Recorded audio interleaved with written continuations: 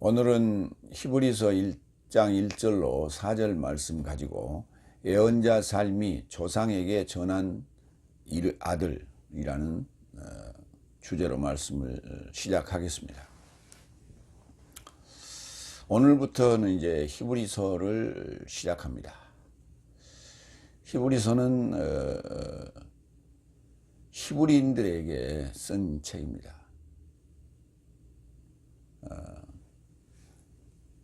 히브리란 말은 이브리트에서 온 말인데, 걷는 자들, 강을 걷는 자들, 죽음의 사선을 걷는 자들. 그래서 결국 이제 홍해를 건너고 요단강을 건너고 주님께까지 다가오는 그런 자들에게 지금 이 말씀을 하고 있는데, 사실 그냥 히브리인들에게 하는 것으로 일단 시작을 그렇게 합니다. 그러나 이제 역사적인, 지금 1장에 보면 역사적인 그 유대인들과의 관계를 설정하고 그들에게 여섯째 날, 일곱째 날 측면에서 말씀을 전하는 거예요. 그러니까 그들은 다섯째 날까지만 알고 있고 거기에서 머물러 있는 것이죠. 그러니까 현재 다섯째 날에 속한 자들에게 지금 보내는 편이다, 이런 의미로 이해하시면 되겠습니다. 그래서 건너올 자들에게 이제 몇 번 건넜죠. 홍해도 건너고 요단강도 건너서 가나안 땅에 들어가 있어요. 다시 또 요단강을 또 건너야 돼요. 그 강을 건넌다는 것은 죽음의 강입니다. 그걸 세리라고 하죠. 그래서 나의 구습이 그 구습을 강에 물속에 수장시키는 게 세리입니다. 그래서 우리가 세월 따라가는 게 아니라 물길 따라가는 거예요. 그래서 여섯째 날부터는 이제 물에서 올라오는 겁니다. 물과의 이제 그 삶에서 결별하고 물과의 이별하고 물에서 올라오시면서 예수님께서 물에서 올라오실 때 하늘이 열리고 성령이 비둘기같이 내려오시죠. 그리고 예수님은 그때부터 물을 밟지 않으셨어요. 갈릴리 바다를 지나실 때도 물 위를 걸어 다니셨어요. 그래서 일곱째 날, 여섯째 날이 되면은 여섯째 인이 들일 때죠. 나팔 불 때인가요? 그 유브라데스 강이 말리게 됩니다. 그래서 강과의 이별, 물과의 이별이 끝나는, 그게 뭐냐 하면 곤충 중에 물과 그 습기와의 이별이 끝나고 지상으로 올라와서 나팔 불다가 일생을 마친 곤충이 하나 있는데, 그게 바로 매미입니다. 매미는 뜨거운 여름에 하루 종일 쉼없이 울어댑니다. 그러다가 생명을 마치게 되죠. 그게 우리의 일생 그 신앙의 여정 과정과 닮아 있습니다. 그래서 우리도 그와 같이 일곱째 날 오순절 성령을 받게 되면, 성령을 받는과 동시에 나팔 불다가 가는 겁니다. 그런데 그러기 전에 다섯째 날에서 여섯째 날로 넘어오는 그 요단강을 건너야 돼요. 그 마지막 세례가 거기 기다리고 있습니다. 그거를 맞이해야 될 자들에게, 그러니까 그 전까지 세례를 지금 받아왔거든요. 그래서 마지막 세례를 받을 자들에게 지금 물과 성령으로 세례를 받을 것이요, 너희가 세례 요한에게 물로 세례를 받으면 며칠이 못해서 성령으로 세례를 받을 것이라 그랬잖아요. 그렇죠. 그렇게 해서 세례를 받는다, 지금 계속 죽어온다는 얘기죠. 그게 그걸 이제 행해야 될 자들에게 그들이 바로 히브리인들이라는 얘기입니다. 그 역사적인 지금 중동에 살고 있는 히브리인들이 아니고 그들을 얘기하는 게 아니고 영적인 측면에서 볼 때는 일곱째 날에서 현재 다섯 날까지 넘어온 자들이 지금 현재 기성교인들 얘기하는 것이 그들이 또다시 또 넘어와야 돼. 그리고 두 번 남았어요. 그들을 일컬어 히브리인들이라 이렇게 말하는 것이다. 오늘 첫 번째 대지로 1장 1절로 2절 예언자 삶으로 예언자 삶 이게 이제 선지자라고 개혁성 번역성에 이렇게 되어 있는데 선지자가 아닙니다. 선지자란 말은 먼저 알았다는 얘기예요. 그런데 예언자는 먼저 안 자가 아니에요. 미래를 말하는 자예요. 응? 예언하는 자예요. 그래서 성경은 예언과 성취예요. 예언과 성취입니다. 예언자 삶으로 조상들에게 조상 삶에게 전하신 날의 최후 삶에 접한 아들이 여섯 날 오셔서 최후의 날을 맞이하게 된다는 거예요. 우리가 그 아들을 여섯째 날 우리가 맞이함으로 말미암아 나의 일곱째 날인 최후의 날을 맞이하게 된다는 것이지 세상 종말을 얘기하는 게 아니에요.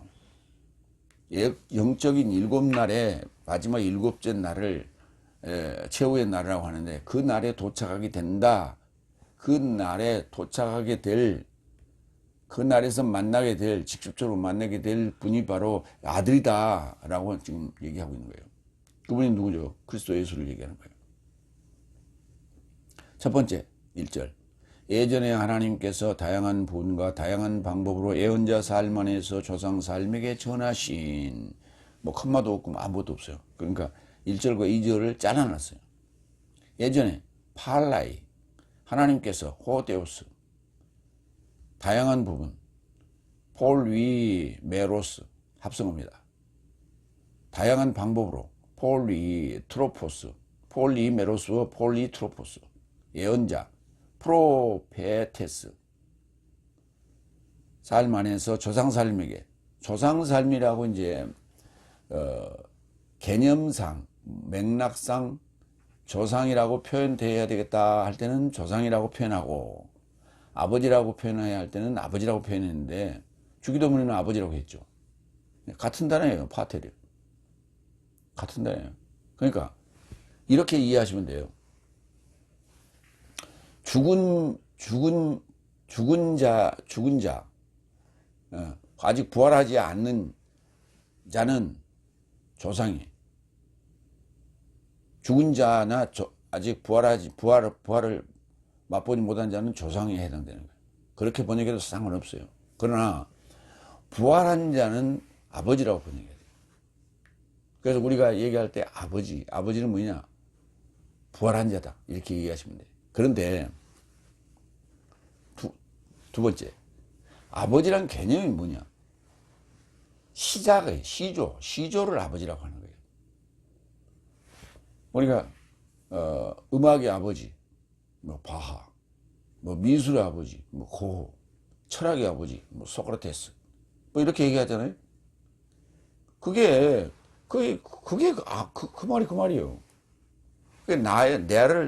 나를 존재케 한 분, 나를 존재케 한 시작분 그 말이에요. 그러니까 내가 음악을 했다면 음악의 아버지를 존경해야 되겠죠. 나는 목숨이 있기 때문에 나의 아버지를 존경하는 거예요. 그러면 내가 영적으로 신앙의 아버지는 누구예요? 아브라함이고, 그 다음에 하나님이고 이렇게 되는 것이죠. 그걸 아버지라고 그러는 거예요. 그런데 그거 그냥 집에 있는 아버지만 자꾸 생각하고 하늘에 계신 우리 아버지만 자꾸 생각하는데 하늘에 계신 우리 아버지라고 우리가 기도하지 않습니까? 주기도문에. 근데 구약에서 하늘에 계신 우리 아버지라는 표현이 나오는가 여러분 한번 확인해 보세요. 하늘에 계신 우리 아버지란 말은 살아계신 아버지를 얘기하는 거예요. 부활하신 아버지를 얘기하는 것이에요. 영원히 죽지 않은 그 아버지를 얘기하는 거예요.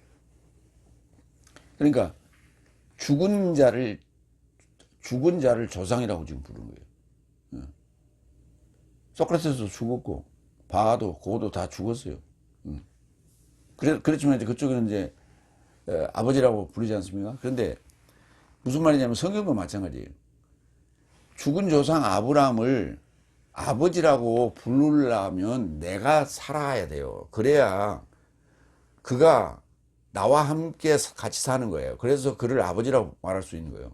그러나 내가 아직 죽었다 사는 부활체가 아닌 상태에서는 아브라함은 조상인 거예요. 믿음의 조상. 내가 지금 죽고 부활체가 됐다면 아브라함은 믿음의 아버지라고 부르는 거예요. 구분하시기 바랍니다. 같은 말인데 맥락상 그렇다는 얘기예요. 베드로후서 1장 9절. 왜냐하면 이런 삶이 곁에 없는 자에겐 멀리 보지 못하는 소경이요 그의 옛 죄 삶에 정결함에 건망증을 취한 것이다.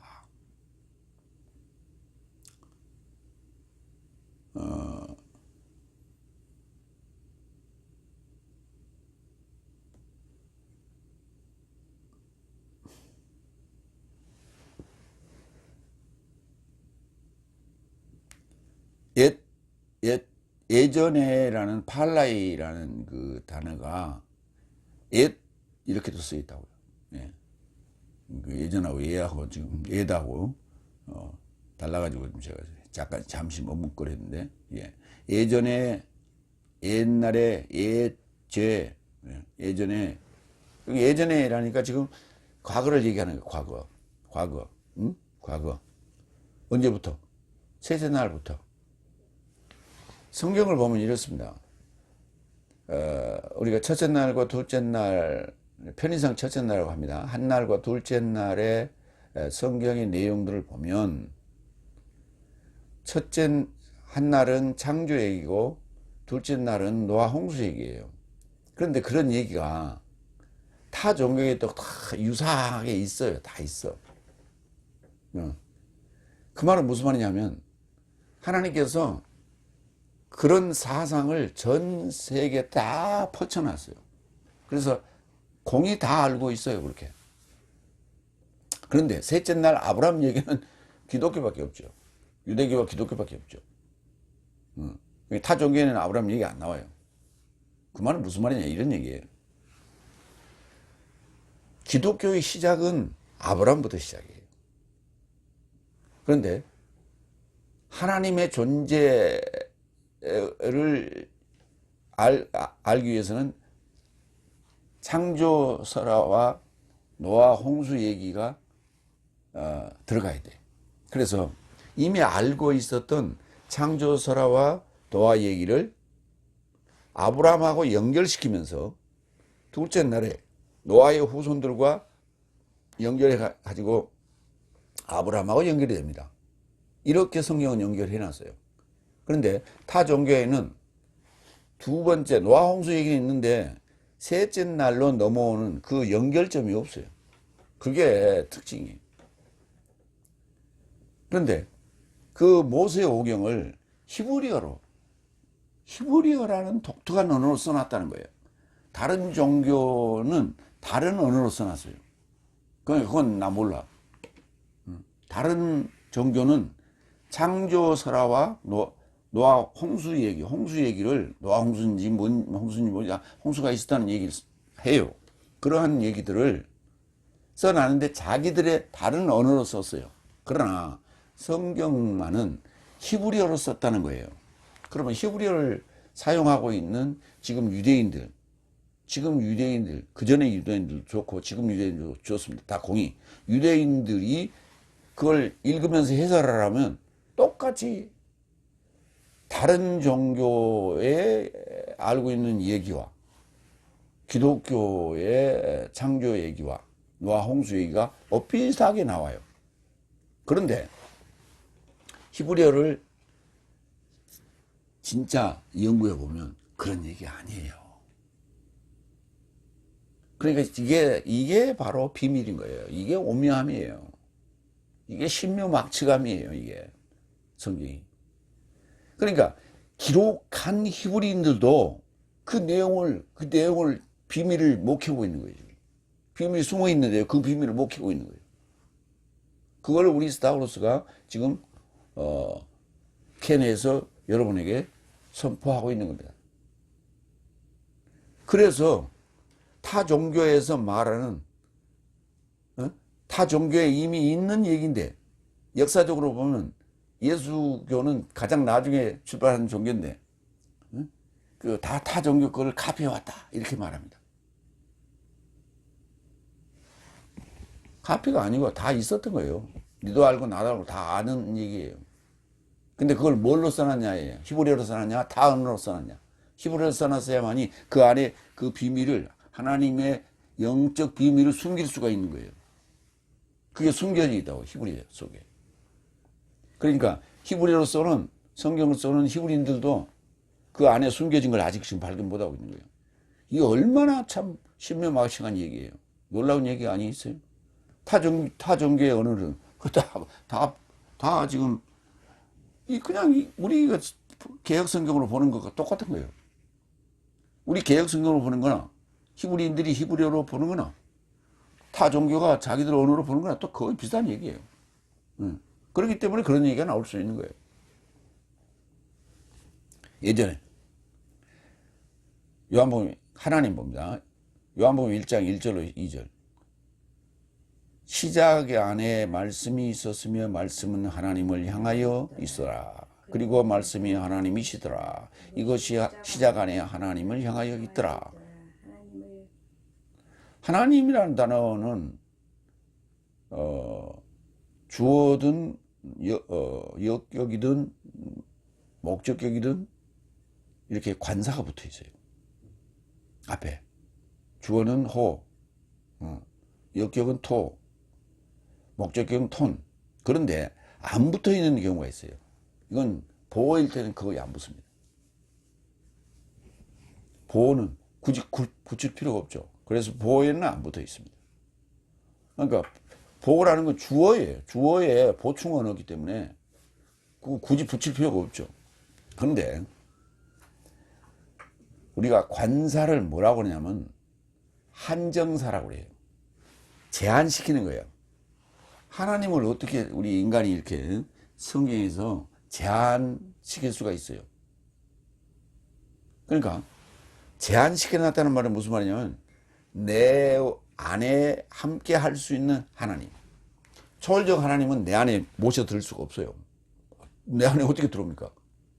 그러니까 말씀으로만이 내 안에 들어올 수 있는데 내 안에 들어오실 수 있는, 그리고 내 안에서 작동하시고 내 안에서 활동하실 수 있는 하나님, 그 하나님을 우리가 표현할 때 관사를 붙여요.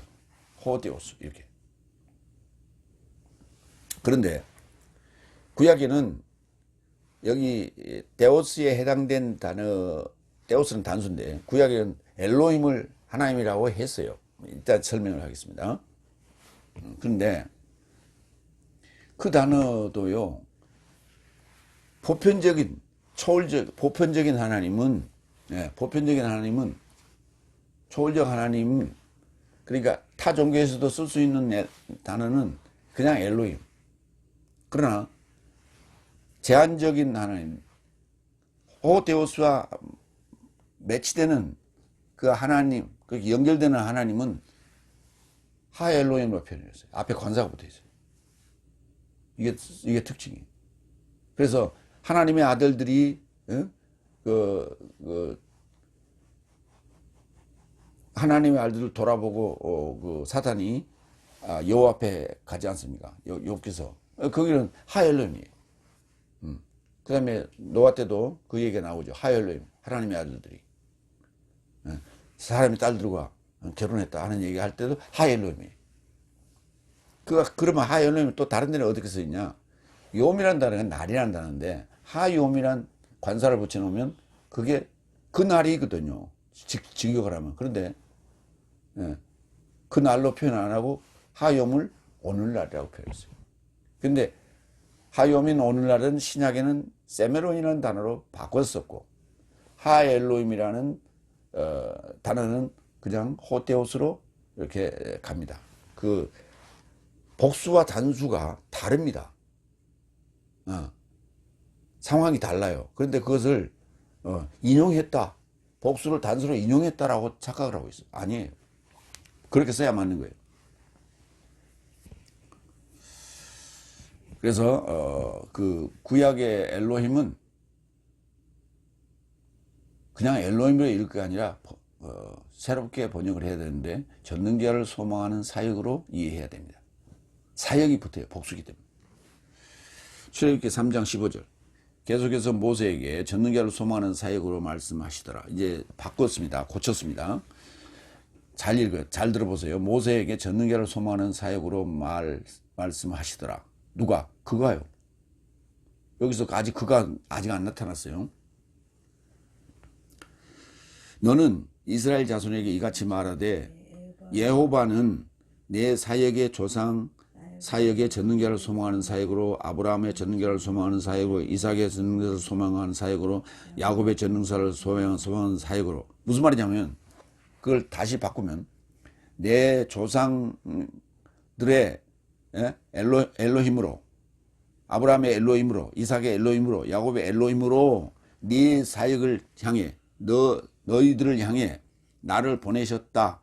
이는 감춤을 위한 나의 이름이요 대대를 위한 나의 기억이다. 이렇게 돼 있어요. 그 앞에 무슨 얘기가 나오냐면 모세가 아직 여호와인지 몰라요.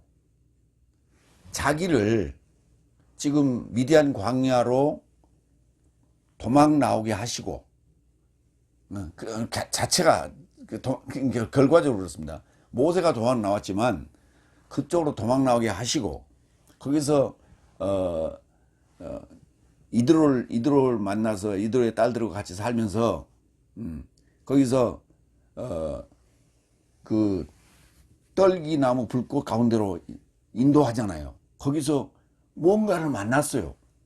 그러니까 나도 모르는 뭔가 이렇게 뭔가 홀리든 듯한 이런 그런 느낌을 받는 그 상황을 지금 맞닥뜨리는데 누군가가 지금 존재한다라고 하는 의식 속에 지금 그리고 모세가 어머니에게서 들었던 그 여호와일 것 같은 그런 분이 그런 느낌이 능력이 나를 지금 이끌고 있고 나에게 지금 대화를 하는 거예요.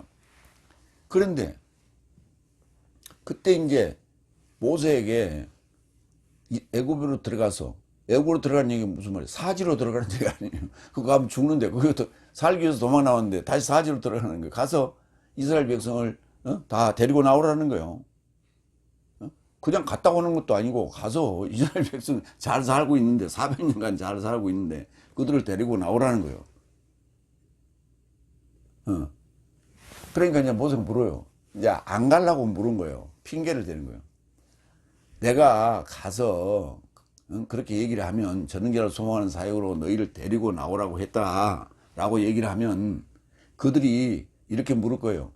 누가 너를 보냈냐? 그러면 내가 뭐라 할까요? 이렇게 물어봐요. 그러니까 여호와께서 예흐예 아세르 예흐예 그렇게 얘기해요. 그게 스스로 있는 자가 아니고요. 그 미완료예요 아직. 응? 칼 동사 미완료로 돼 있어요. 미완료로 돼 있는데 나는 있기를 소망한다. 거기까지는 그렇게 얘기했어요. 14절까지. 거기서 아직 여호와란 말을 안 했어요. 그런데 3장 15절에 와서 여호와라고 그렇게 얘기를 하는 거예요. 여호와라고. 근데 14절에 있는 그걸 스스로 있는 자라고 그렇게 하면 안 되지. 하야라는 동사 앞에 알렙이 붙었어요. 1인칭이. 그래서 나는 스스로 있기를 소망한다. 스스로 존재하기를 소망한다. 그러니까 아직 지금 스스로 존재하지 않는 거예요. 지금 영어로만 존재하는 거예요. 그러면 스스로 존재하려면 뭐가 필요해요? 숙주가 필요하잖아요. 이스라엘이 바로 숙주가 되는 거예요. 우리가 숙주가 되는 거예요. 그래서 이스라엘 백성을 데리고 나오라는 거예요. 그래서 그때는 엘로힘으로 등장하는데 전결을 소망하는 사역으로 말씀을 했어요. 모세에게. 그것도 미완료로 말씀하시는 거예요. 너는 이스라엘 자손에게 같이 말하되, 미완료입니다. 에호바는 이제 이때 에호바라는 단어를 써요. 처음으로. 그러니까 이때 처음으로 모세가 에호바인 줄 알았어요. 그러면 에호바를 봤어요? 아니요. 말씀만 들리는 거예요.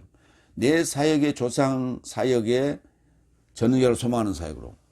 그러니까 내 조상이 전능결을 소망하는 사역을 완료하면 호테오스가 된다고요. 아브라함의 전능결을 소망하면, 아브라함이 이 전능결을 소망하는 사역을 하게 되면 호테오스가 된다고요. 아브라함의 호테오스. 그게 지금 마태복음 22장, 그 다음에 마가복음, 누가복음, 사도행전에 등장하는 거예요. 그게 똑같은 얘기가. 그래서 그 사역으로 네 사역을 향해, 내 사역을 향해, 너희들을 향해 나를 보내셨다, 모세를 보내셨다. 이는 감춤을 위한 나의 이름이라고. 영원이 아니고 올람이라는 단어가 감춤을 위한 나의 이름이요, 대대를 위한 나의 기억이다, 이렇게 얘기했어요. 이게 지금 미완료지, 상황이. 그런데 마태복음 22장 31절 33절 복음서에서 이제 아브라함의 하나님, 이삭의 하나님, 야곱의 하나님 이렇게 얘기하거든요. 그러니까 구약에서 얘기하던 그 구절을 인용했구나, 이렇게 생각해요. 그래서 인용할 때 엘로힘이 복수인데 호데오스 단수로 인용했다. 그러니까 역으로 계산해 가지고 엘로힘이 왜 복수냐, 그러니까 뭐 장엄한 복수니, 뭐 무슨 복수니, 이런 이상한 소리가 나오는 거예요. 그게 그 게제니우스 문법책에 그렇게 써놨어요. 그래, 우리 홈페이지에 보면 다 내가 설명해 놨어요. 자, 봅시다. 마태복음 22장 31절로 33절. 그런데 죽음 삶의 부활에 관하여 하나님에 의해, 부활에 관한 얘기예요. 하나님에 의해 내 삶에게 구전된 것을 읽어보지 못하였느냐 말씀하시되, 나는 아브라함의 하나님과 이삭의 하나님과 야곱의 하나님이다 그랬어요. 그런데 거기에 조상이란 말 없어. 아까 지금 출애굽기 3장 15절에서는 내 조상 삶의, 조상 사역에 전능계를 소망하는 사역으로 이렇게 얘기했잖아요. 이 부분이 없어요. 바로 어디로 들어갔냐? 아브라함의 하나님과 이삭의 하나님과 야곱의 하나님이다, 이렇게 그냥 언급해요. 그런데 또 하나 추가했어요. 출애굽기 3장에서 언급하지 않는 얘기를 또 하나 추가합니다. 하나님은 죽음 삶의 하나님이 아니요, 이렇게 얘기해요. 그러면 출애굽기 모세의 입장에서 볼 때 아브라함과 이삭과 야곱은 죽었어요, 살았어요? 죽었죠, 이미. 죽은 자의 하나님이 아니라니까. 그들이 살아나야 돼요. 살아나려면 지금 여섯째 날에, 일곱째 날에 내가 살아야만이 나의 셋째 날 아브라함, 이삭, 야곱이 살아나는 거예요. 그래서 하나님은 죽음 삶의 하나님이 아니요, 오히려 살아있는 삶의 하나님이다가 되는 거예요. 그래서 부활에 관한 얘기를 하고 있는 거예요. 굉장히 중요한 얘기예요. 그러니까 엘로힘을 전능자로 소망하는 사이라, 이렇게 번역해야 맞는 거예요. 엘로힘은 복수인데 단수 호테오스다, 이꼬르, 이렇게 아니란 말이에요. 그래서 지금 출애굽기에서 얘기하는 내 조상들의 엘로힘, 아브라함의 엘로힘, 이삭의 엘로힘, 야곱의 엘로힘 하는 얘기는 아직 지금 죽은 상태고, 언제까지? 다섯째 날까지 죽은 상태고, 그 다음에 여섯째 날, 일곱째 날 가면 이제 여기 지금 마태복음 22장은 여섯째 날 언급을 하시는 거예요. 지금 예수님은 살아계시기 때문에 언급하시는 거예요. 여기서는 아브라함의 하나님, 이삭의 하나님, 산자의 하나님, 이렇게 얘기한단 말이에요. 응? 그래서 부활에 관해서 이렇게 말씀하시는 거예요. 굉장히 중요한 얘기다 하는 말씀을 드립니다. 누가복음 11장 50절 51절. 이는 세상의 설립부터 흘린 모든 예언자 삶의 피가 이새로부터 찾아내지게 하려 하며, 아벨의 피로부터 제단과 및 집 사이에 멸망한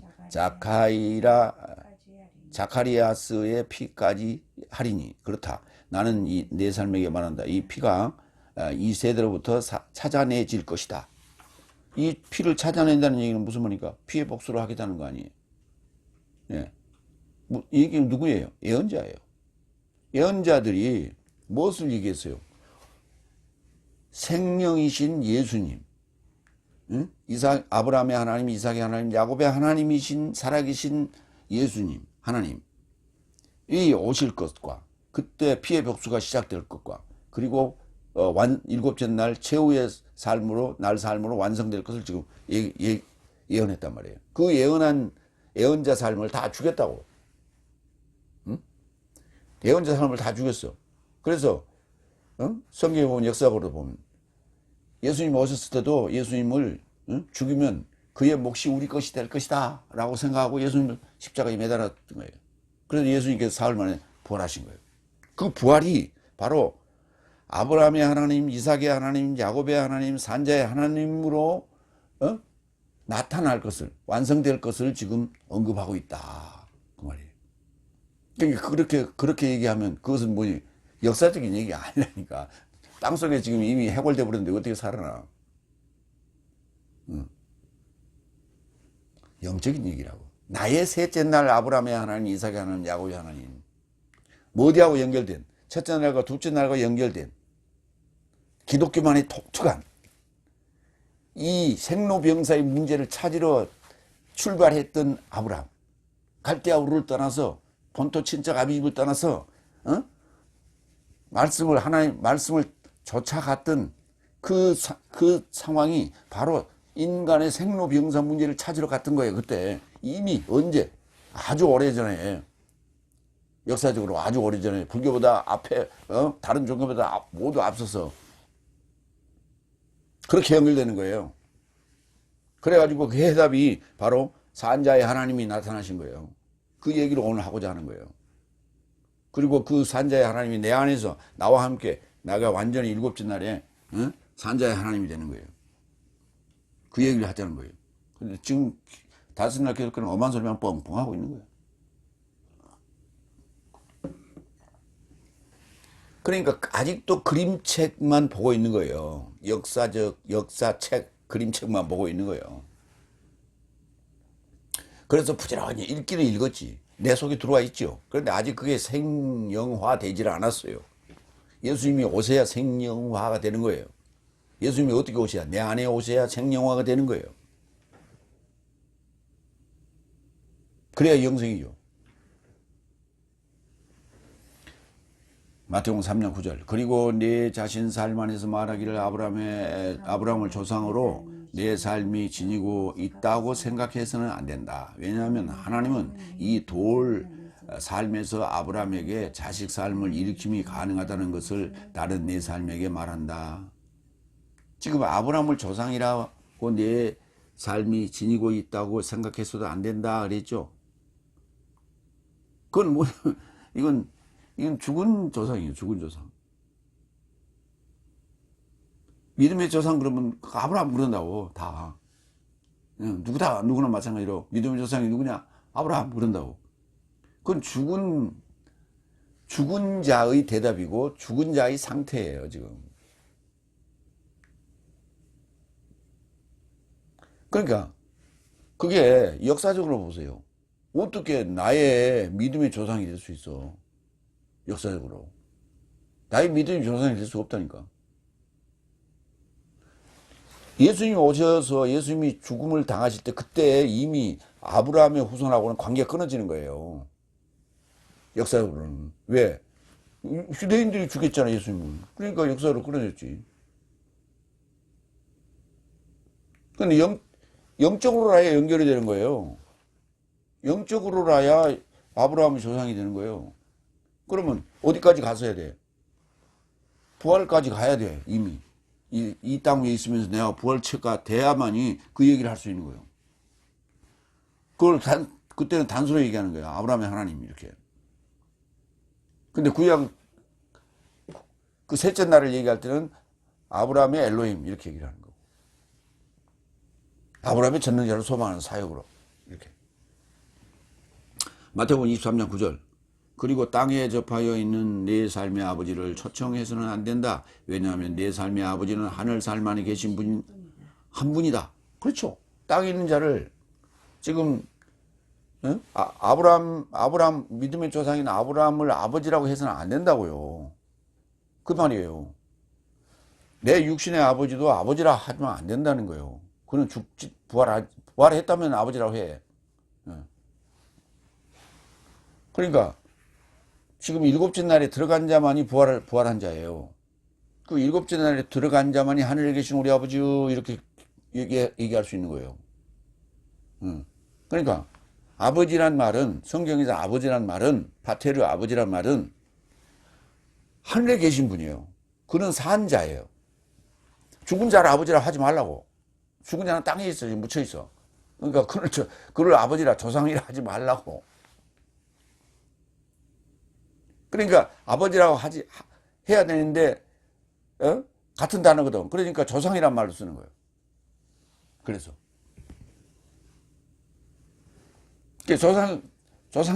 조상도, 그러니까 그 조상이란 말을 아까 여기 마태복음 22장에서는 그 조상에 대해서는 언급 안 하잖아.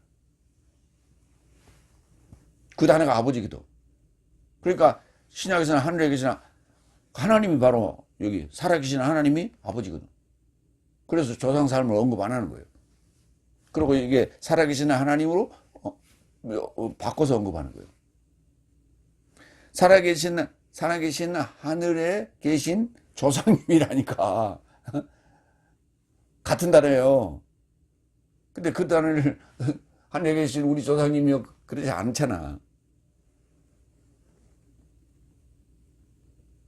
근데 구약에서는 그걸 아버지란 단어로 쓰기가 뭐하니까 조상이라고 쓴 거예요. 구약에서는 아버지란 단어를, 아비라는 단어를.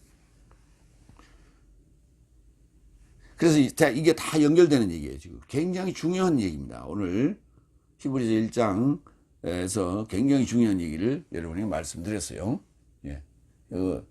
이해가 될 때까지 수십 번 들으시기 바랍니다. 둘째, 2절. 이 날 삶의 최후 삶의 접해 하늘 안에서 아들 안에서 전하셨고 그를 모든 삶의 상속자로 세우셨으니 그로 인하여 내세 삶도 행하셨다. 네, 내세 삶까지 행하신 거예요. 자, 언제? 최후. 이 날 삶의 최후. 왜 이렇게 번역했냐? 최후 날이라고 안 하고 마지막 날이라고 계획성경에 그렇게 돼 있죠. 예, 나를 앞에 관사가 붙었고 최후 삶이라고 하는 것은 지금 형용사예요. 그래서 날 삶의 최후, 날들의 최후 날들 이렇게 돼 있어요. 왜 접해 에피 아들 안에서 전하셨고 언제까지?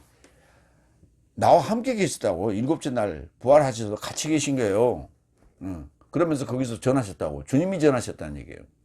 아들 안에서 전하셨고 그를 모든 삶의 상속자로 세우시고 그로 인하여 내세 삶도 행하셨다. 내세 삶까지 지금 갈 수 있도록 일곱째 날에 들어가지 않으면 내세 삶이 없어요. 일곱째 날에 들어간 자만이 내세 삶이 있다는 거예요. 이 날, 헤메라, 최후, 에스카토스, 형용사예요. 그러니까 관사가 명사 앞에 붙었으니까 명사를 먼저 하는 거예요. 이 날 삶의 최후 삶의 접해 아들 안에서 전하셨고 그를 모든 삶의 상속자 클레로 노모스로 세우셨으니 이를 인하여 아이온 삶도 행하셨다. 계시록 10장 7절. 오히려 일곱째 사자의 음성의 날 안에서 나팔 불자는 때에 하나님의 비밀이 자신 종살 애언자 삶에게 전하신 것 같이 완성될 것이다. 그러니까 구약과 신약이 연결되는 거예요. 구약은 율법이기 때문에 떼버려야 된다. 예수님께서 십자가에서 운명하실 때 딱 그건 폐지하셨다. 이런 엉터리 개 같은 소리를 하지 마시라고 몇 번 얘기하지만,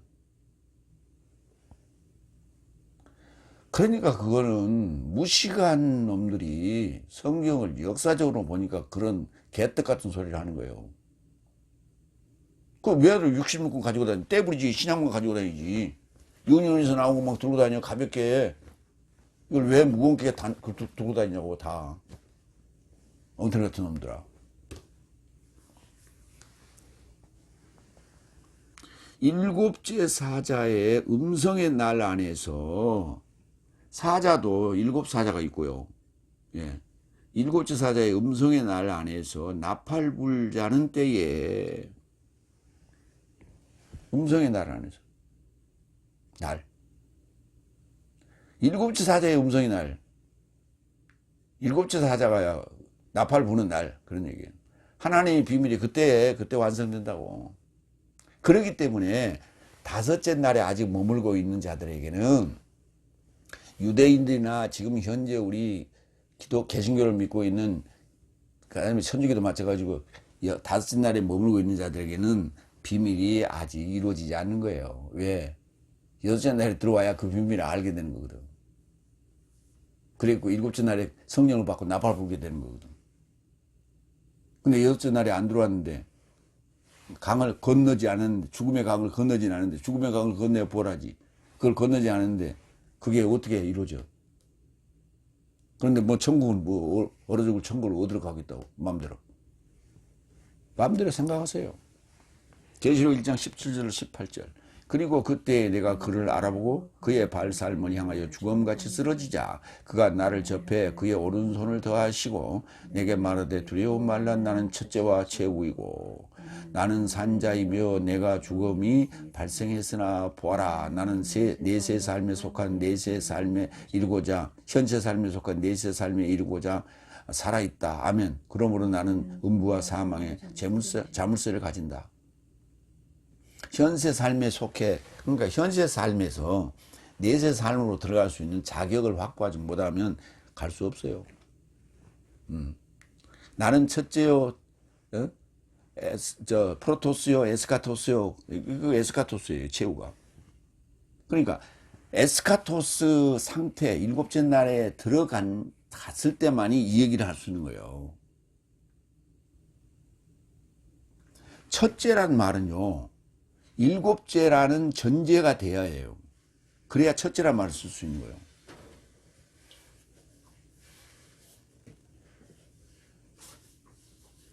그러니까 줄을 쭉 섰어요. 몇 명인지 몰라. 그렇지만 내가 첫째예요. 1번이요. 첫째. 그런 얘기, 그 말은 무슨 말? 끝이 있다는 얘기 어딘가 뒤에. 끝이 없는 입장에서는 하나라고 그래야 되는 거예요. 그러니까 내가 이 얘기를 하는 거 아니에요. 끝이 있는데 일곱째라는 끝이 있는데 창세기 1장에 일곱 날에 일곱째 날이라는 끝이 있는데 어떻게 시작을 하나라고 했냐고. 그래서 내가 묻잖아 지금. 유튜브 광고에 나갈 겁니다. 그거 묻는 거. 그 비밀이 풀어져야 된다고. 성경이 그래서 풀어져야 돼. 그래야 풀린다고 성경이. 그 비밀을 못 풀고는 성경 풀 수가 없어요. 그건 수학으로 못 풀어. 수학으로도 풀 수 있어. 나는 풀 수 있어. 수학의 천재. 방정식, 1차 방정식, 2차 방정식, 3차 방정식, 수학 어려워서 난 다 방정식을 외우지도 못하는데, 그 천재한테 내가 물어봤다니까. 미국 나사에 8살에 나사에 가서 취업해가지고 합격해가지고 거기 취업해서 그 삼촌들하고 같이 근무하다가 애랑 엄마 아빠가 보고 싶어서 내가 못 살겠어서 돌아온 친구 있어요.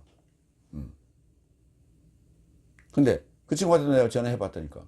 성경에 창세기 1장에 한 날, 둘째 날, 셋째 날, 넷째 날, 다섯, 여섯, 일곱째 날이 이렇게 나열되어 있는데 하나는 기수고 나머지는 서수 아니냐. 근데 기수와 서수가 이렇게 연결된 그런 걸 봤냐. 그리고 이걸 어떻게 설명할까? 라고 물어봤어. 그때 방정식을 푸는 사람이 그걸 모르더라니까. 그래 내가 설명했어. 내가 설명을 할 테니까 그러면 이게 맞는지 한번 들어보시라고. 1이라고 하는 건 정수요. 둘째라고 하는 것은 그때부터는 소수, 곧 분수로 말할 수 있는데 마지막 마지막 숫자가 7이기 때문에 둘째는 7분의 2요. 7분의 3이요. 7분의 4요. 7분의 4, 5요. 7분의 6이요. 7분의 7은 1꼴의 1이다. 그래서 이거는 아직 멍청이 1이고 7분의 7은 완성된 1이다. 그래서 이렇게 생각했다. 그랬더니 글쎄요. 나는 예수를 교회 안 다니거든요. 그러더라고.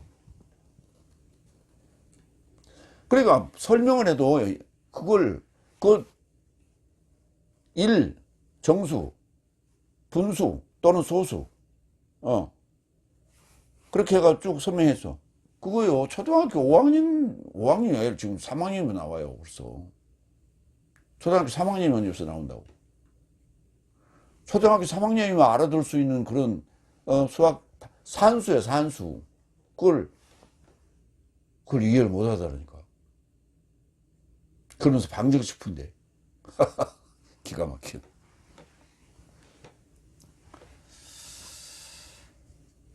그러니까 최후라고 하는 에스카토스 일곱째 날의 부활체만이 첫째와 최후요라는 말을 할 수 있는 거예요. 계시록에는 그런 얘기가 여러 번 나오죠. 나는 시작과 끝이요, 첫째와 최후요, 알파와 오메가요, 이렇게 돼 있잖아요. 그 오메가에 도달한 자만이 가능하다니까. 그 말을 할 수 있는 거라니까. 그 오메가에 도달하지 않는 자는, 그 비밀을 알지 못하는 자는 어떻게 하나님의 알파와 오메가가 될 수 있을까? 그걸 어떻게 설명할까? 그러니까 설명이 필요 없어. 그들은 그냥 애워가지고 막 그냥 뇌가리는 거예요. 히브리서 3장 6절. 그리스도스는 그의 지배에 접하여 아들로 충성하였으니 내 삶이 솔직함과 소망의 자랑을 완성까지 확고히 잡으면 그의 집이다. 하나님의 집을 그의 집이라고 그래. 그리스도스는 하나님의 집에 접하여 아들로 충성했다고. 내가 누구요? 하나님의 집이라고. 근데 내 안에 지금 접하여 내 안에 오셔서 아들로 충성하셨어. 그래 나와 하나 됐다고. 내가 그리스도와 함께 십자가에 죽고 내가 함께 부활하면 내가 아들이 되는 거예요. 응? 아들. 크리스토스가 아들이라고.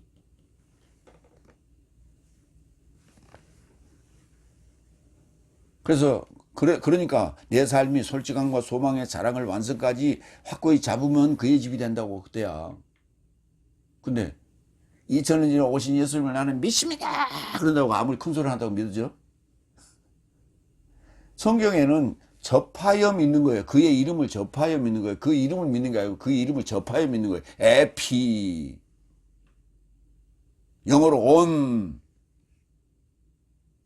저기 스위치, 전등 스위치 오프, 그럼 불 꺼지잖아. 전등 꺼지잖아. 온 켜지잖아. 그러면 어떻게 됐어? 이렇게 되어 있던, 저 구조가 이렇게 되어 있던, 이렇게 한 선은 이렇게 연결되어 있고 한 선은 떨어져 있었어. 그러다가 이러면 이건 오프 상태, 이건 온 이렇게 되는 거예요. 왜 이 상태에서 오프 해와 불 꺼? 그러면 이렇게 되잖아. 그러니까 에피가 뭐예요? 연결. 이게 온이라고. 영어로는 온, 헬라어로는 에피. 근데 뭐 우회라고. 우회는 무슨 어른이 우회야. 우회는 휘페르라고.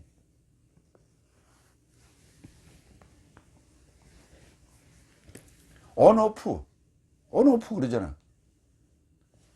오프가 성경에서 왔어요. 아포가 오프요. 오프가 떨어지는 거예요. 아포가.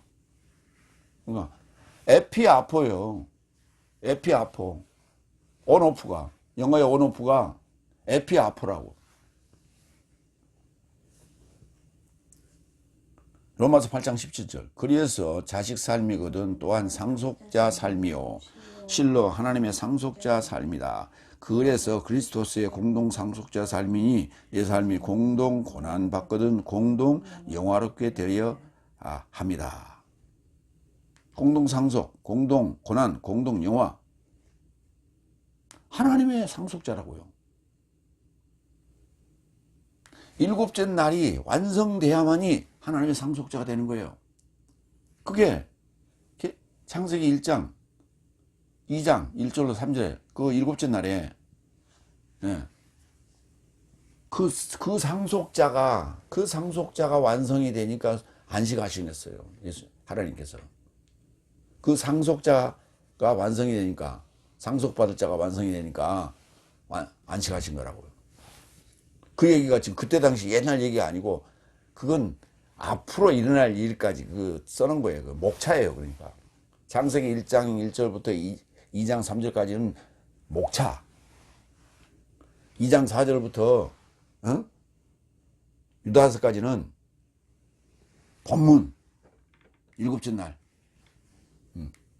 창세기 2장 4절부터 5장까지가 한 날, 6장 1절부터 11장까지는 둘째 날, 창세기 12장부터 창세기 끝까지는 50장까지는 셋째 날, 출애굽기부터 신명기까지는 넷째 날, 여호수아서부터 말라기까지는 다섯째 날, 복음서는 여섯째 날, 사도행전부터 유다서까지는 일곱째 날, 이렇게 되어 있다. 그걸 배웠어야지. 로마서 16장 27절. 예수 그리스도스로 인하여 유일하시고 지혜로우신 하나님에게 내세적 삶에 이르고자 영광이다. 아이온이에요. 이게 아이온이 현세적 삶도 되고 내세적 삶도 돼요. 그러니까 문장의 맥락에 따라서 어떨 때는 현세적 삶이 되고 어떨 때는 내세적 삶이 되는 거예요. 그러니까 현세적 삶이 먼저잖아요. 그러니까 여기서 현세에서 내세로 연결되는 거니까 현세 삶에 속한 내세 삶, 이렇게 되는 거예요. 그래서 그거는 자연스럽게 넘어가는 거예요.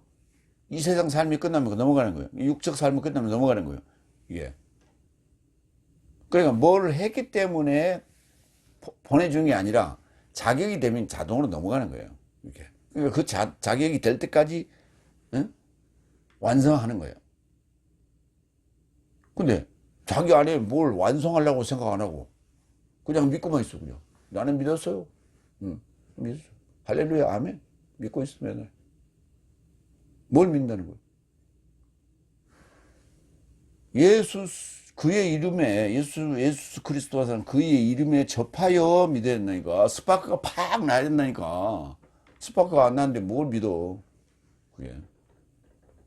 그 스파크가 나면 어떻게 해요? 로봇가 하나 있잖아요. 로봇가 완성이 됐어. 모든 안에 전선이 다 연결돼야 돼 있어. 전기를 딱 넣잖아. 그러면 스파크가 팍 일어나면서 움직이잖아. 이 로봇가. 쉽게 설명하면 성경은 이 로봇을, 하나님이 원하시는 로봇을 만들기 위한 설계도예요. 그러면 그 설계도대로 로봇을 만들었어. 근데 그 로봇가 이제 움직이기 시작하는 거예요. 그 로봇가 움직이기 시작하는 그걸 예수님의 공생애라고 그러는 거예요. 그게 지금 딱 스파크가 일어나는 거예요. 그러니까 5가지는 이 로봇을 만들었는데 6날에 전기가 들어가기 시작한 거예요. 예수님이 들어오신 거예요. 그래서 그 로봇가 움직이기 시작하는 거예요. 그래갖고 그때부터 그 로봇가 이제 공부를 하는 거예요. 데이터를 공부를 하는 거예요. 소프트웨어 공부를 하면서 야 이러면 이쪽으로 움직여, 이러면 이쪽으로 움직여, 오라 그러면 이렇게 오는 거고 너 가라 그러면 저렇게 가는 거야. 이걸 이제 입력을 해야지. 그게 6날이에요. 그러고 나면 7째 날에 가면 이 로봇가 알아서 지가 한다고. 그게 그런 얘기예요, 성경은. 그런데 그냥 믿습니다 하고 믿어. 그냥 로봇가 될 줄로 믿습니다. 그럼 로봇가 돼? 안 되나니까. 움직여야 해. 뭐 아무것도 움직이지 않고 나는 로봇 만들 기술이 없어요. 그럼 돈이라도 주고 사. 돈이라도 벌으라고. 그래갖고 가서 열심히 들어야 될 거 아니야. 돈 주고 산다는 얘기가 무슨 말? 가서 열심히 들어야 돼. 그래서 알아야지. 가지. 아, 그렇구나. 저 시골 산골에 사는 양반이 서울로 가야 되는데 갈 방법이 몰라. 그러니까 누군가 서울 사는 사람 왔어요. 친척이 와가지고 내가 서울 가고 싶은데 어떻게 가면 됩니까? 그랬더니 이렇게 쭉 읍내려 나가가지고 거기서 버스를 타고 거기서 어디를 가서 거기서 도의제 가가지고 그 버스 정류장에 가서 아니면 열차를 타고 그러고 사가지고 서울로 가면 된다. 그렇게 일러주니까 전부 적었어. 그거 다 몇 번 읽었어. 그래갖고 주머니에 넣고 양복 다 갈아입고 출발하는 거예요. 그래서 걸어서 읍내로 나가가지고 버스 타고 그 열차 있는데 그 여기까지 가가지고 표를 사가지고 그리고 열차 타고 하여튼 아이고 이게 열차구나. 그러고 타고 쫙 몇 시간 지나니까 서울에 도착했어. 아 이렇게 왔구나. 배움은 뭐해? 실천해야지. 그래야 서울 갔다 오고. 그런 얘기예요. 성경은 그래야 돼. 배움은 뭐예요? 써먹으라고 배웠지. 가만 앉아서 그냥 하고 있으면 뭐 이루어지냐고. 아무것도 안 이루어져.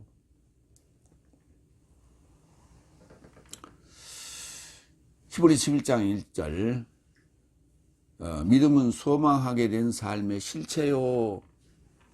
아직 안 했던가요? 예, 죄송합니다. 두 번째 대지로 갑니다. 히브리 2장 3절 4절 저는 영광의 광원이시며 그의 실체의 표상이시라. 세 번째 저는 영광의 광원이시며 그의 실체의 표상이시라. 그의 능력의 해설로 모든 삶을 운반하시고 그 자신으로 인하여 나의 죄 삶에서 청결을 행하시고 높은 삶 안에서 위대함의 우편 안에 앉으셨으니. 예수님 하나님의 아들에 대해서 지금 얘기하시는 거예요. 저는 영광의 광원이시며 영광 독사 광원 아파우 가스마 중성입니다. 네, 중성이에요. 독사는 여성이고요. 그의 실체 히포스타시스 남성입니다. 표상이시라. 카라크테르 남성입니다. 네. 고린도후서 4장 4절, 6절.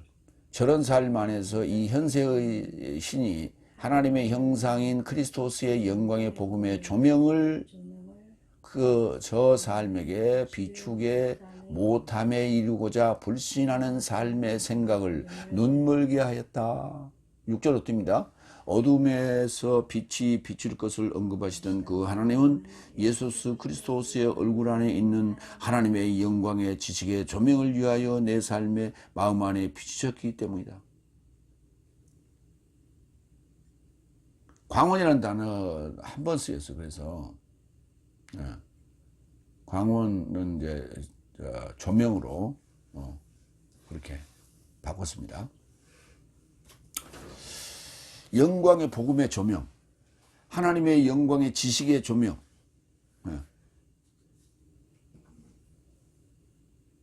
영광의 하나님의 형상인 크리스토스의 영광의 복음의 조명.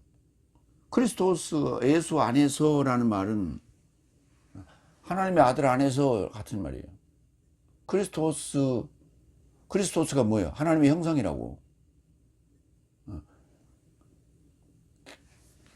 하나님의 형상을 기름 부어 주신 분이 예수스예요. 그분이 영광의 복음을 우리에게 비췄다고요. 그런데 그렇게 비추지 못하게 눈멀게 하는 그런 신이 있다고. 가리는 신이 있다고. 그게 사단이란 말이에요. 그 다음에 예수 그리스도의 얼굴에 안에 있는 하나님의 영광의 지식의 조명. 우리가 예수님을 봤다는 얘기는 무슨 말이에요? 내가 지식을 들었다는 얘기가 같은 말이에요. 예수님께서 나에게 지식을 주신 거예요. 내가 예수님 만난 거예요. 그게 지식을 내가 보는 게. 예. 지식, 그노시스. 그노시스가 지식인데, 그 그노시스를 이렇게, 그노시스를 에피 하면 인식이 되는 거예요. 인식이 되는 거예요. 지식이 인식이 되는 거예요. 그러니까 완전히 내 것이 됐다는 얘기지. 뭐가? 예수 그리스도스가. 우리는 그냥 글을 짓고 글이다. 그는 이제 왜? 글이 흔하니까. 노트북에도 글이 있고 노트에도 있고 책에도 있고 어디 가도 간판도 글이 있고 다 글이 같은 글이니까 같은 글로 생각하는 거예요. 같은 글이 아니라니까. 같은 글이 아니에요. 설계 도면을 그릴 때 설계 도면에 언어가 있어요. 그런데 그걸로 무엇을 만들고자 하는 의도로 썼냐에 따라서 이 글하고 저 글하고 틀리다니까. 같은 글로 생각하면 안 돼. 문자는 같지만 글은 다르다고. 이 글하고 저 글하고. 응? 내용이 달라. 목적이 달라. 글의 목적이 다른 거예요. 근데 문자는 한글이라는 문자로 썼어. 문자는 같지만 글은 달라. 기록해놓은 건 글이라고 그런단 말이에요. 히브리서 11장 1절. 믿음은 소망하게 된 삶의 실체요. 여기 실체라는 단어 나오죠. 보지 못하게 된 삶의 책망이다. 그러니까 그의 실체의 표상이라니까. 그러니까 그의 실체, 믿음은 소망하게 된 삶의 실체라니까. 그 실체를 만나야 돼. 느껴야 돼. 그와 에피해야 되나, 이렇게. 에피. 그게 믿음이요. 입으로 믿는 게 아니고, 마음으로 믿어도 그냥 그건 에피가 아직 안 됐어. 삶으로 믿어야지. 이어서 그의 능력의 해설로 모든 삶을 운반하시며. 표상이라는 단어도 거기다 한 번 쓰였어요. 그의 능력의 해설로 모든 삶을 운반하시며. 그러니까 예수님이 오셔서 그의 능력의 해설로 하나님의 입으로 나오는 모든 해설로 사람이 살 것이라 했죠. 사람이 떡으로만 사는 게 아니라 하나님의 입으로 나오는 모든 해설로 산다고요. 그래 말이에요. 그러니까 에피라는 것은 하나님의 영광의 지식에 그 지식을 내가 비출 때 내가 이렇게 에피가 되려면 그 지식의 에피가 되려면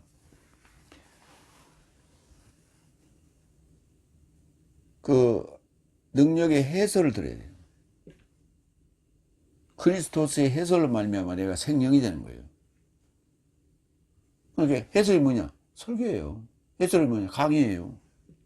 풀어주는 거예요. 비밀을 풀어주는 거. 그게 해설. 근데 성경 가지고 계속 떠들어야 된다? 그건 그냥 말씀이요. 그냥.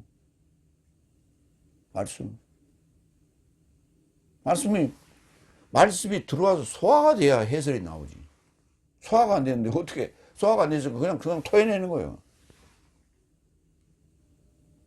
도토리를 먹고 그냥 소화가 안 되니까 토해내는 거예요. 맨날 성경 얘기, 번역된 성경에 있는 내용만 가지고 계속 떠들어대는 거예요. 설교라고. 그건 해설이 아니에요. 성경 풀어주는 거야. 포로자의 해설이지. 그래야 사는 거예요. 그래서 믿음은 소망하게 된 삶의 실체가 되는 거예요. 내가 실체가 됐나 안 됐나 확인하시기 바랍니다. 이어서 그의 능력의 해설로 모든 삶을 운반하신다고. 고린도전서 1장 18절. 왜냐하면 하나님의 말씀은 멸망하는 삶에게는 미련하며 구원함을 받는 내 삶에게는 하나님의 능력이라고. 이때 로고스예요. 이 로고스가 내 안에서 소화가 돼서 나갔을 때 능력이 되는 거예요. 응? 나갔을 때. 그러니까 해설로 바꿔지는 미천이라고, 능력이라고. 밥은 에너지의, 내가 활동할 수 있는 에너지의 원천이요. 그 밥에 해당되는 게 말씀이에요. 로고스. 그러니까 밥이 반드시 들어가면 밥알로 존재하면 안 되죠. 소화돼야죠. 소화된다는 걸 전제로 했을 때 내가 에너지를 그걸 쓸 수 있는 거지. 그때 능력이라 말 쓰는 거예요.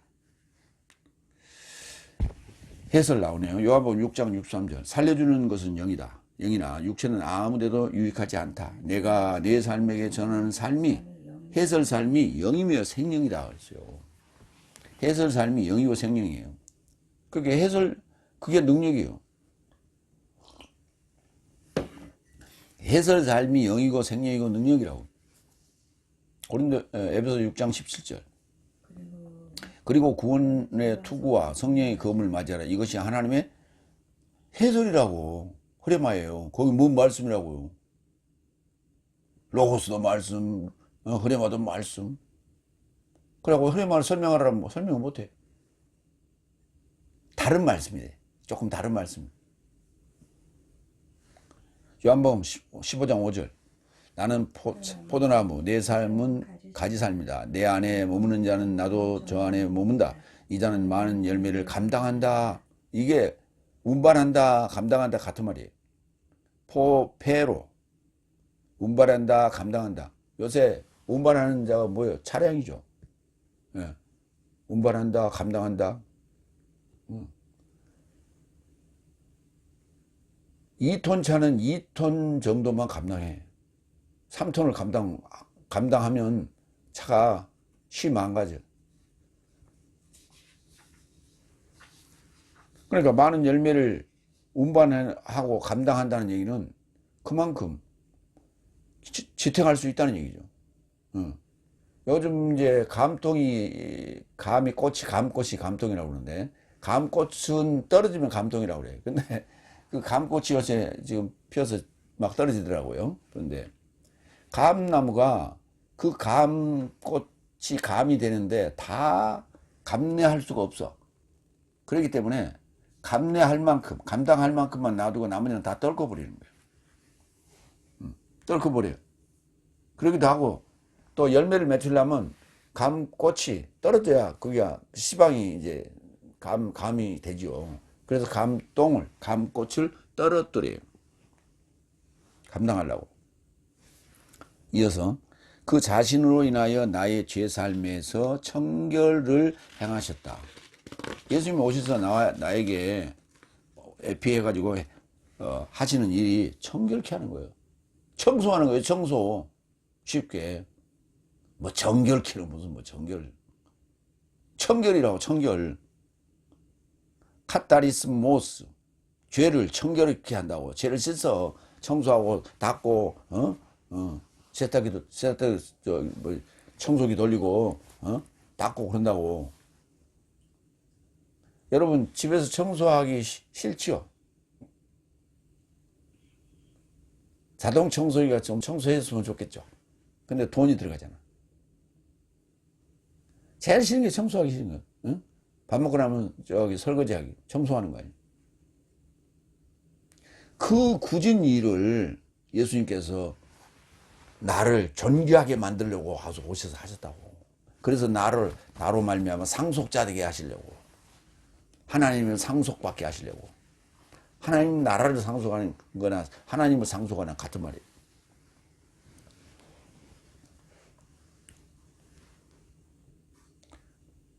로마서 5장 12절 14절. 이를 인하여 한 인간으로 인하여 죄가 세상에 이루고자 들어왔고, 그러니까 죄가 세상에 들어왔다니까 세상에 죄가 돌아다니는구나 이렇게 생각하는 거예요.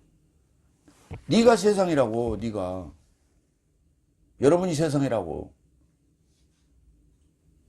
그 코스모스라고 하는 그 세상이 뭐냐? 상대적 질서를 가지고 있는 자. 여러분 학교에서 그 시험 보면 성적 내죠. 1등부터 쫙 30등까지 성적 내잖아요. 그게 뭐요? 상대평가라고 하는 거예요. 상대평가. 우리는 살아가면서 항상 그런 상대평가를 당하고 삽니다. 상대평가 속에서 삽니다. 저 사람하고 나하고 이렇게 경쟁하는 것도 상대예요. 서로 견제하고 있는 거, 그거 상대예요. 하늘에 별과 별이 떠 있는 것도 서로 인력이 적당히 끌어주기 때문에 그래서 존재하는 거예요. 그러나 하나 약할 때는 다른 별에 땡김을 받아서 힘을 잃으면 땡기죠. 가서 부딪혀서 부서진다고. 별똥별이 되는 거예요. 그게 질서예요. 우주예요. 그게.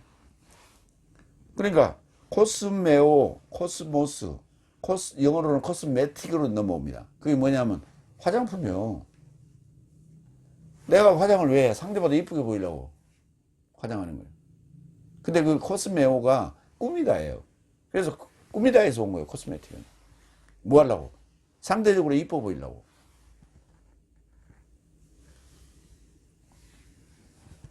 맨날 화장품 바르면서 아침마다 세수하고 화장품 바르면서 세상은 눈에 보이는 게 세상이라고. 자기가 세상을 발라놓고도, 응? 자기가 아침에 세수하면서 세상을 발랐잖아. 그러면서 세상은 저거래. 세상이 누구야? 성경 볼 때 세상이 나오면 아 나다 라고 생각하시. 한 인간으로 인하여 죄가 세상에 들어오고 나한테 들어왔다니까. 똑같이 죄로 인하여 사망이 들어왔다니까. 이같이 모든 인간 삶에 이루고자 사망이 요리 지나가 버려서 횡단했으며 하였으니 모든 삶이 그것에 접해 죄 지었다고. 왜냐하면 죄는 법이 있기까지 세상 안에 내 안에 있더라. 그러나 법이 존재하지 않는 죄는 계산되지 않았어. 그러니까 내가 체포되지 않았어. 그러나 법이 왔잖아. 오히려 사망은 아담으로부터 모추수까지. 그리고 아담의 이 법과 동등한 것에 접하여 죄짓지 아니한 삶에 접하여 통치하였으니 아담은 의도하는 자의 표상이다고. 사망은 아담으로부터 모추수까지. 그게 한 날서부터 지금 넷째 날까지예요. 넷째 날 율법 봤잖아요. 율법이 법이잖아요. 그때부터 뭐예요? 이거 연결되잖아. 내 삶에 연결되는 거예요. 그래서 넷째 날에 뭐가 와? 법이 와서 나를 체포했다고. 그래갖고 광야 교회로 나를 끌어냈어. 그때부터 할렐루야 박수 치고 찬송 부르고 있잖아. 기도하고. 그게 광야 삶이란 그거예요. 우리 교회 나가는 거예요. 그리고 가나안 땅을 들어갔잖아요. 40년 만에. 거기는 지금 다섯째 날 교회입니다. 안주하는 곳이에요, 지금. 거기가 젖과 꿀이 흐르는 곳이죠. 기복신앙이에요. 지금 다섯째 날 전부 기복신앙이에요. 돈 아니면 안 돼. 모든 게 안 돼. 전부 돈을 추구해. 모든 기도, 돈 달라고 기도해. 우리 아들 잘 되라고 돈 달라고 기도해. 우리 아들 잘 되면 돈 벌어오지. 우리 사업 잘 되라고, 우리 가게 잘 되라고. 다 돈 얘기예요. 만몬신. 예수님 뭐라 그랬어요? 만몬과 하나님을 겸하여 섬길 수 없느니라. 근데 전부 만몬 섬기고 있어. 사탄을 섬기고 있다고 다. 아담은 의도하는 자의 표상이에요. 오실자가 아니요. 멜로라는 단어는 오실자가 아니에요. 현재는 현재형인데 어떻게 그게 오실자고 미래형을 해야 돼. 의도하는 분사예요. 그것도. 아담은 의도하는, 아담을 추구하는, 사람을 롤 모델로 삼고자 하는 자의 표상이라고. 응? 죄의 표상이라고. 죄인. 예수님을 롤 모델로 삼으라고. 어린아이들 위인전 사다 줄 때 이 위인전 중에 제일 위대하신 분이 예수님이야. 예수님 닮아가 그랬더니 예수님을 닮으려고 가만 생각하게 예수님은 33살에 돌아가셨네. 나도 그렇게 하라고. 그러면 안 되는데. 그래갖고, 그럼 이순신 장군은 그럼.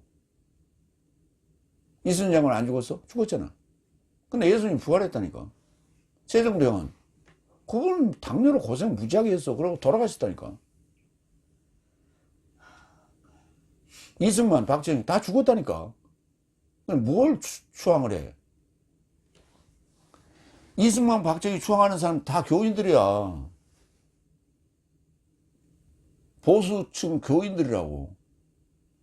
그 죽은 자를 왜 만지고 있어? 예수님 추앙하라니까. 그렇게 이승만, 박정희 추앙하고 있는 자들이 다 뭐예요? 죄인들이라니까. 그 얘기예요, 지금. 베드로전서 1장 8절로 9절. 왜냐하면 이런 삶이 네 삶으로 지내며 많아지게 하였으니 네 삶의 주 예수 그리스도스 인식에 이르고자 게으르지 않고 열매 없지도 않는 삶을 그가 임명하신다. 게으르지 않는 자, 열매가 있는 자만 그가 임명하신다고. 예수 그리스도스의 인식에 이르고자. 알매, 완전히 알매에 이르고자. 알맹이 있는 알매에 이르고자. 응? 게으른 자는 노. 열매 없는 자도 노. 하는 거예요. 임명하신다고, 그가. 왜냐하면 이런 삶이 곁에 없는 자에겐 멀리 보지 못하는 소경이요. 소경이 여기 나오잖아. 이런 삶이 곁에 없는 자에게는 열매도 없고 게으른 자가 소경이라고. 소경이, 예를 좀 들겠습니다. 소경. 소경은 안 보이기 때문에 활동 반경이 적잖아요. 그래서 앉아서 눈에 안 보이니까 물 좀 떠다 주라. 밥 좀 갖다 주라. 어? 저기 휴지 좀 갖다 주라. 그래야 될 거 아니에요. 그러니까 사람들이 야, 그 앞에 있어. 개구리 피지 말고 그 앞에 있으니까 갖다 줘. 그렇다고 상황이. 그래서 그러니까 개념상 이해를 하라고 이제 그 소경이라는 단어를 쓴 거예요. 그것을 비하하라는 얘기 아니라. 근데 성경에 이런 단어가 나오니까 우리는 어쩔 수 없이 언급을 하고 비하를 할 수밖에 없으니 차별 금지로 반대합니다. 라고 하는 거예요, 지금. 그럼 말할 때 잘하면 되지. 단서를 붙이면 되지. 그의 옛 죄 삶에 청결함에서 건망증을 취하는 것이다. 게으르고 열매도 없고 소경인 그들은 옛 죄 삶에 청결함에서 씻어야 될 옛 죄 삶을 씻어야 되는데 청소해야 되는데 그걸 잊어버리고 살고 있다는 거예요. 그걸 잊어버리고 살고 있다는 거예요. 그러면서 나는 예수 믿기 때문에, 나는 주일날 교회 다니기 때문에, 나는 찬송하고 기도하기 때문에 나는 깨끗해. 그러다고. 나는 깨끗해. 어제 요리 지나가는데 할머니한테 쭉 앉아있어. 한 분이 보니 강아지를 옆에 끼고 있더라고. 건너편 할머니가 그랬던 모양이라. 개새끼라고 뭐라 그랬던 모양이라. 그러니까 그 사람이 개새끼? 응? 개새끼라고 했어? 그러더니 당신보다 깨끗해. 개새끼가 뭐이 당신보다 깨끗하면 뭘 깨끗해.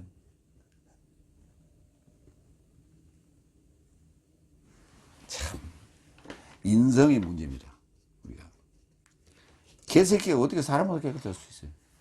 털럭 있는데.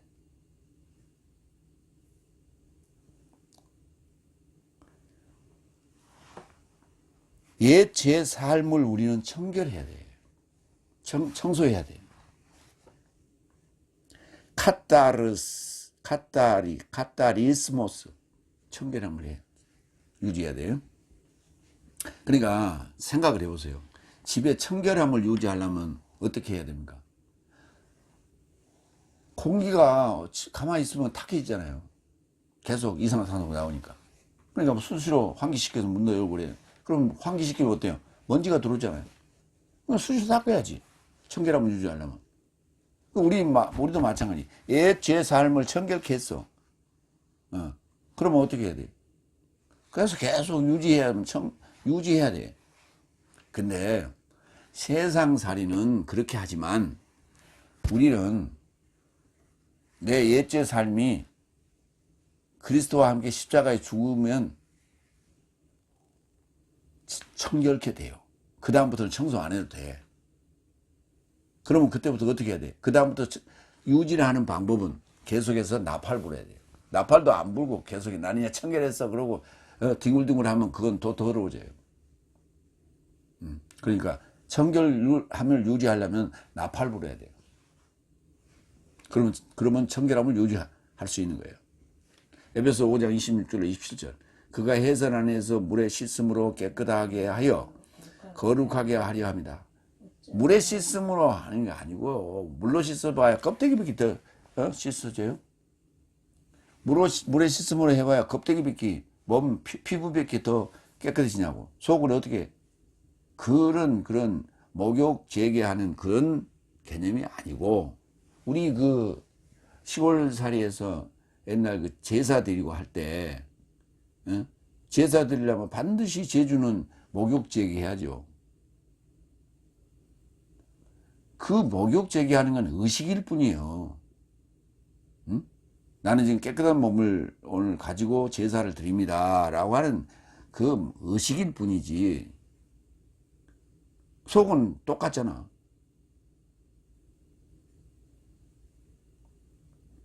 그러니까 물로 씻은 그런 행위는 그 인도인들 강물에 씻고 그러잖아요.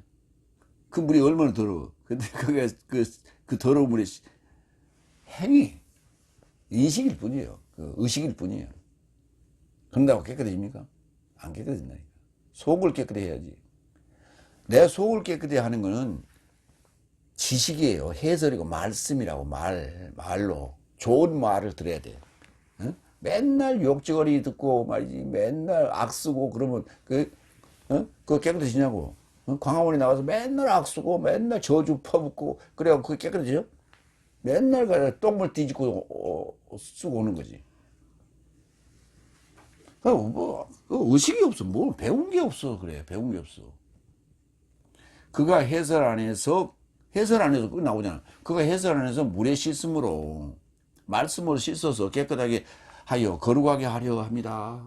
오점이나 주름이나 이런 유의 어떤 것도 없는 찬란한 교회를 자신 곁에 세우려 하며 오히려 둘 다 거룩하고 흠없게 하려 합니다. 거룩하고 흠없게 하려 합니다. 근데 그냥 믿습니다 그러고 있으면 돼? 이어서 높은 삶 안에서 위대함의 우편 안에 앉으셨다. 높은 히프셀로스,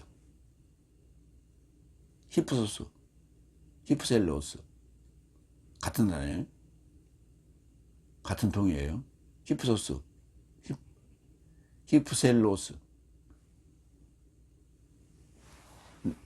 낮아져야 높아지는 거예요. 주 앞에서 낮추라. 그러면 너희가 주께서 높이시라. 그분은 항상 높은 데 계셔요. 위치상으로 높은 게 아니고 생각하고 말하는 삶이 모든 그 하신의 행동이 같이 있다고요. 그렇게 높은 생각을 하셔. 저급한 일을 안 해. 응? 쌍소리 안 하신다고.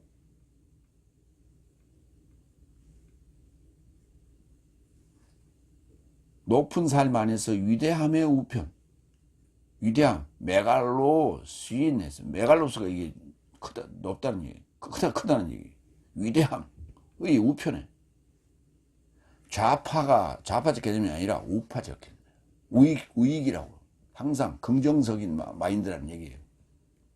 좌파 우파 그러니까 그 지금 보수, 진보 그 개념이 아니고 여기 우편이라는 개념은 우익인데 항상 긍정적인 생각을 하신다. 그 말이에요.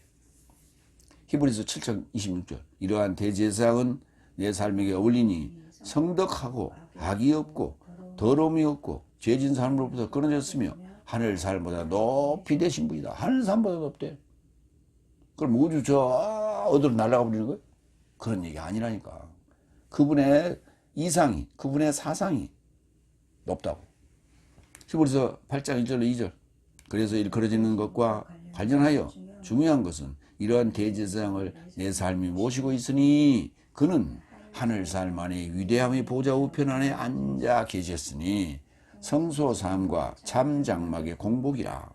장막은 주께서 펼치신 것이지 사람이 한 것이 아니니라. 장막, 성막, 장막, 성막, 성전, 교회 다 연결되는 얘기죠. 죽은 것들이 산 거예요. 죽은 성전이 산 성전, 죽은 집이 산 집으로 바뀌는 거예요. 응? 근데 그게 사람이 손으로 만들 수 없어요. 그러니까 하나님은 무소부재 하신다 해가지고 성전에도 계시고 성소에도 계시고 성전에도 계시고 교회도 계시고 자꾸 건물을 갖다 들이대지 말고 거기는 안 계셔. 거기는 사람이 손으로 지은 곳에는 안 계신다니까. 인간은 사람이 손으로 지을 수가 없어요. 그런데 인간의 영적인 그 세계를 사람이 손으로 어떻게 할 수 없지. 인간의 육체는 사람이 손으로 인공 임신해가지고 탄생시킬 수. 그것도 사람이 손으로 한 것도 아니지. 도와준 거지. 인공수정은 도와준 거예요. 그래도 그 사람이 손으로 할 수 있었다라고 말할 수 있는 거예요. 그러면 모든 인공인간이 인공수정을 해갖고 탄생이 된 사람들이 있다고 치자. 그 상황에서 그 사람이 손으로 한 게 아니라니까. 그러면 하나님이 하신 그 성전, 성막, 장막은 뭐냐? 그 안에 사상적으로, 영적으로 지어진 집을 얘기하는 거예요. 영적 집.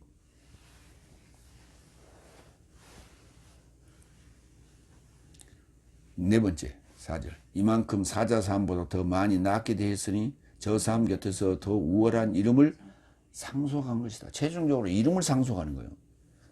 어? 그리스도 예수 안에서 내가 있잖아요. 어. 내가 그리스도와 함께 십자가에 죽고 부활하여서 내가 그리스도 예수 안에 있잖아요. 그럼 지금 뭐예요? 그 이름을 내가 상속한 거예요. 하나님을 상속한 거예요. 하나님의 형상을 상속한 거라고. 그 지식을 상속한 거라고. 그 일곱째 날이에요. 이만큼 사자사함보다, 사자란 단어가 앙겔로스, 이걸 이제 천사로 번역을 했는데요. 사자. 그러니까 일곱 천사가 나오잖아요. 계시록에 보면. 근데 넷째 날 모세는 하나님의 사자예요. 하나님의 앙겔로스인데 그는 대단한 일을 했어요. 이스라엘 백성을 그 200만이나 되는 인구를 끄집어냈고요. 인도했고요. 홍해를 가르는데 그의 손이 이렇게 역사했고 사용됐고, 그 다음에 기도해가지고 바위가 갈라지고 물이 나오고, 저 시내산에 올라가서 하나님의 법을 돌판에서 받았고 내려오질 않나. 위대한 엄청난 일. 저기 애굽에 가서는 그 위대한 그런 재앙들을 막, 표적들을 막 일으키잖아요. 지팡이를 던지니까 막 뱀이 되고 막 파리가 되고 막 그러잖아요. 그러니까 넷째 날 그 하나님의 사자의 능력은 대단했어요. 이런 지금 성경에서 보면 가장 큰 위대한 역사예요. 그런 능력이에요. 그러니까 예수님보다 훨씬 낫죠. 지금 복음서에 예수님 하는 행적보다 낫죠. 근데 죽은 나사를 살리고 그건 못했지, 모세가. 그건 못했어. 딱 그건 못했어. 근데 전체 행적으로 보면 엄청나요. 그러니까 더 나아 보인다니까. 그런데 넷째 날 모세보다도 더 낫게 되셨다고.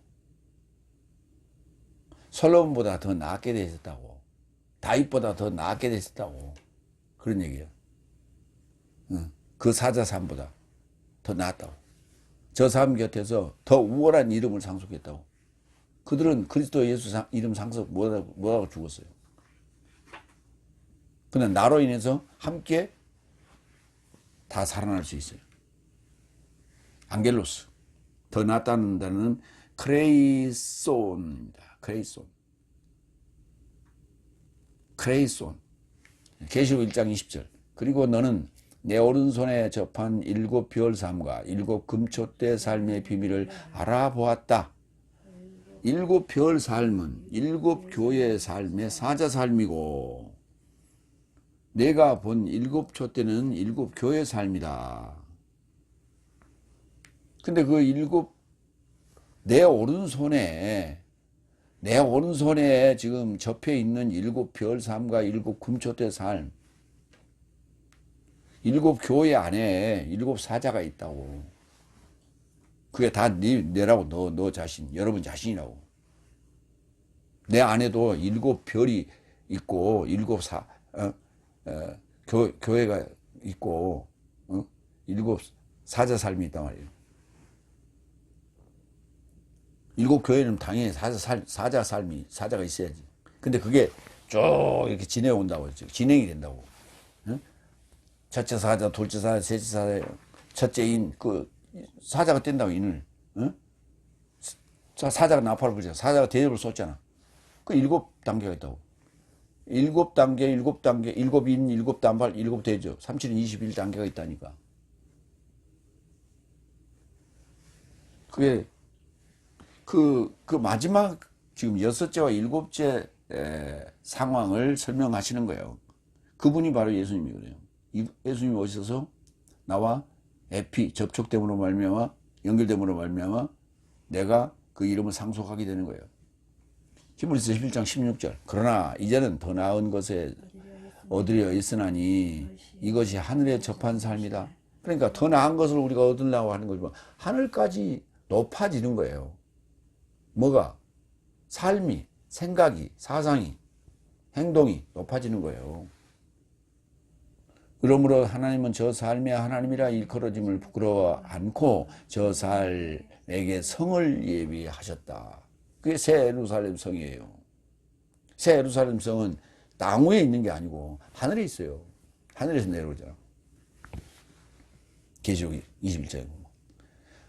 이어서 저 삶 곁에 더 우월한 디아포로스 이름을 상속한 것이다.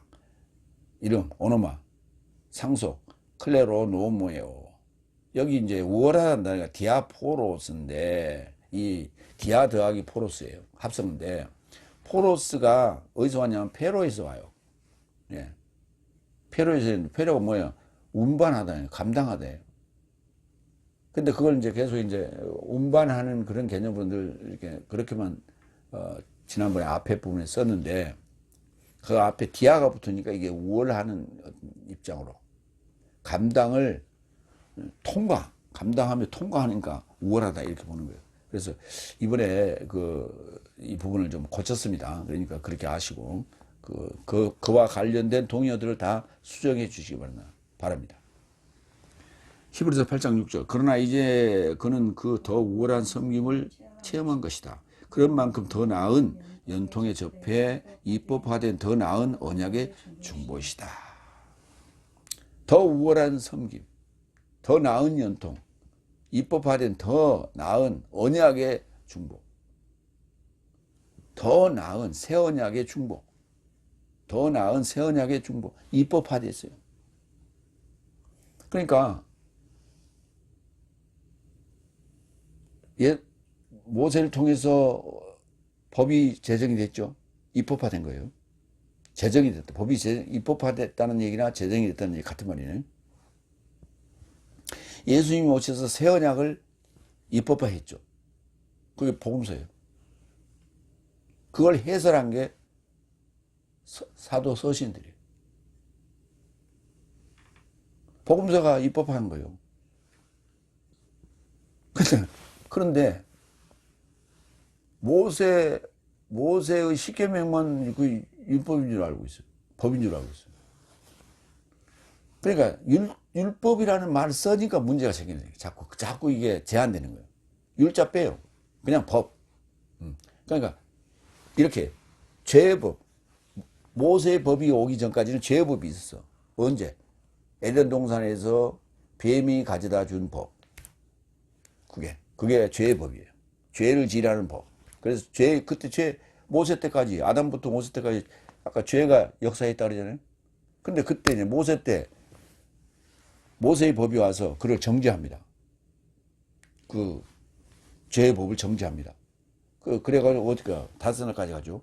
그리고 여섯 날 와서 생명의 성령의 법이 그를 해방시킵니다. 옥에서 끄집어내요. 그러니까 넷째 날 다섯째 날은 죄를 지은 자를 잡아다가 옥에 쳐넣어 있는 거예요. 지금. 옥 속에 있는 거예요. 근데 그게 무슨 천국의 옥이야. 지옥이지. 그러니까 지옥에 있는 자가 뭐라 그래?